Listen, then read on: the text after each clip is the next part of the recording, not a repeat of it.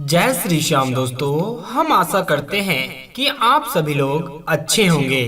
कुछ लोग ये कहते हैं कि सीता रावण की पुत्री है। अब सीता का रावण से क्या संबंध है, ये उनकी बेटी कैसे है, ये भी हम आपको स्पष्ट कराते हैं। ऐसा विद्वान लोग कहते हैं। ये बात कहाँ लिखी है ये हम नहीं जानते हैं, पर महाराज जी श्री अनुरुद्धाचार्य जी के मुख से हमने सुनी है, तो हम भी आपको सुना रहे हैं। देखिए, सीता की असली चर्चा तो यही है कि माता सीता पृथ्वी से उत्पन्न हुई हैं। पर कुछ लोगों का ये भी मानना है कि सीता रावण की बेटी है। अच्छा, रावण की बेटी किस आधार पर कहते हैं वो भी हम आपको स्पष्ट कराते हैं। कथा कुछ इस प्रकार है कि एक बार रावण संतों से खून लेकर के, रावण संतों से टैक्स किस चीज का लेता था ये आप जानते हैं? वो उनके खून का टैक्स लेता था। चलो, टैक्स में तुम अपना खून दो। रावण को खून दिया करते थे, यानी अपने रक्त का दान दिया करते थे, सारे ब्राह्मणों का, संतों का। अच्छा, रावण संतों को बड़ा सताता था, सारा रक्त उनका लेता था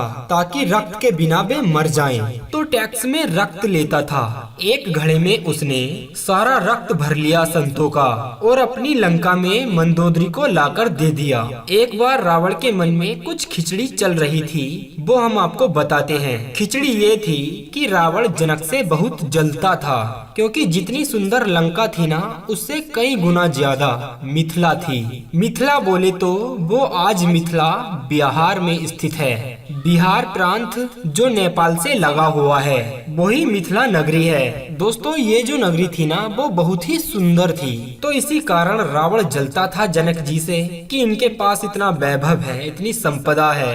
तो रावण ने सोचा कि संतों का रक्त इनकी जमीन में दाब दूंगा, और जहाँ संतों का रक्त होता है ना, वहाँ कभी बारिश नहीं होती, और जब बारिश नहीं होगी तो वहाँ सूखा पड़ जाएगा। फिर उसे संत और प्रजा श्राप दे करके नष्ट कर डालेगी। तब संतों का रक्त इकट्ठा किया रावण ने, और इकट्ठा करके वो मंदोदरी को दे देता है एक घड़े में, और उनसे कहता है कि तुम इस घड़े को संभाल कर रखना, हम दोबारा वापस आएंगे और तुमसे ले लेंगे। अब रावण अपने काम के लिए वहाँ से चला गया। एक दिन क्या हुआ कि वो रक्त, मंदोदरी को प्यास लगी तो उस रक्त को मंदोदरी ने पानी का घड़ा समझ करके वो रक्त पी लिया। जब मंदोदरी ने संतों का रक्त पिया तो कुछ दिनों के बाद वो गर्भवती हो गई। एक दिन रावण से मंदोदरी ने कहा, अच्छा, मंदोदरी गर्भवती हो गई क्योंकि वो संतों का रक्त था। जब मंदोदरी गर्भवती हुई तो रावण से कहा, मंदोदरी ने कहा कि आप गर्जना करते हो तो आसपास की सभी गर्भवती नारियों के गर्भ गिर जाते हैं। रावण बोला, गिर तो जाते हैं, तो एक बार हम आपकी वो गर्जना सुनना चाहते हैं। मंदोदरी ने कहा, सुनाइए। अब रावण पहाड़ पर चढ़ा और गर्जना करने लगा, और जब गर्जना की तो मंदोदरी का गर्भ गिर गया। गर्भ गिरा तो मंदोदरी ने गर्भ को उठाकर उसी घड़े में रख दिया, और रावण आया तो बोला, मैंने घड़ा दिया था आपको। मंदोदरी बोली, ये रहा। वो घड़ा ले जाकर रावण ने जनक की नगरी में दाब दिया, इसलिए गाड़ा कि यहाँ पर बारिश नहीं होगी और संतों का श्राप लग जाएगा, क्योंकि संतों का रक्त है इसमें। पर उल्टा हुआ, मंदोदरी के गर्भ से जो गर्भ गिरा था और वो उस घड़े में था, तब पृथ्वी माँ ने उसका लालन पालन शुरू कर दिया।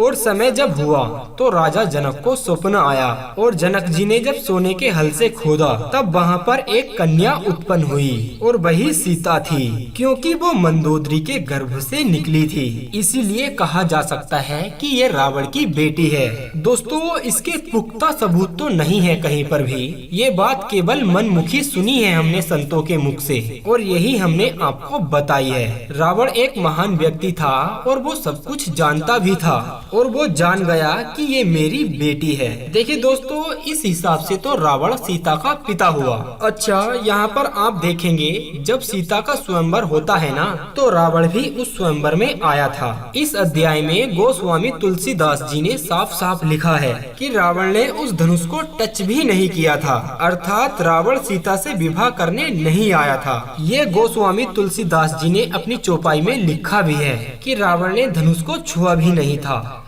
ये सब कुछ लिखा हुआ है चौपाई में। आया तो था रावण सीता स्वयंवर में, पर रावण अपनी बिटिया को देखने आया था, ऐसा संत जन कहते हैं। और जब राम ने धनुष तोड़ दिया, तब रावण ने राम जी से कहा था कि हे प्रभु, समय लगे तो हमारी बिटिया को लेकर के लंका आइएगा, हम आपका सम्मान स्वागत करेंगे। राम जी ने कहा उनसे कि देखो हम तो आएंगे नहीं। फिर रावण ने उनसे कहा तो मत आइएगा, हम अपने तरीके से बुला लेंगे आपको। तो इसीलिए दोस्तों रावण ने सीता माता को चुराया था। इसलिए चुराया था कि रावण उनके हाथों अपना कल्याण करना चाहता था। उम्मीद करते हैं जानकारी आपको काफी पसंद आई होगी। अगर आप इस वीडियो का अगला पार्ट देखना चाहते हैं तो कमेंट में पार्ट 2 जरूर लिखें। बस वीडियो के अंत में इतना ही कहना चाहेंगे कि हारे का सहारा बाबा श्याम हमारा। जय श्री श्याम।